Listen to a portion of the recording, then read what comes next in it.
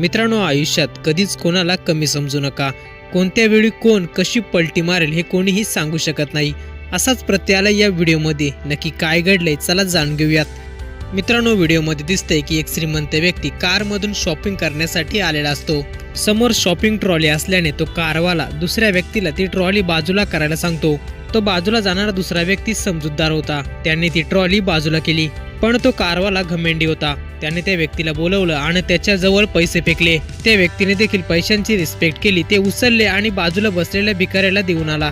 पैसे देऊन आल्यानंतर तो व्यक्ती जेव्हा त्याच्या महागड्या गाडीमध्ये बसला तेव्हा मात्र तो कारवाला श्रीमंत व्यक्ती देखील चकित झाला. कारण त्या कारवाल्याने त्या व्यक्तीला जेवढं गरीब समजलं होतं तेवढं तो व्यक्ती गरीब नव्हता. तो श्रीमंत असूनही समजूतदार होता. कदाचित त्या कारवाल्याला स्वतःचीच लाज वाटली असेल. व्हिडिओ पाहून हेच समजतंय की कोणालाही पाहण्यावरून कमी समजू नका. कोण काय करू शकतो याचा काही नेम नाही. व्हिडिओ जर पूर्ण पाहिला असेल तर आपली ही प्रतिक्रिया कमेंट बॉक्समध्ये नक्की कळवा.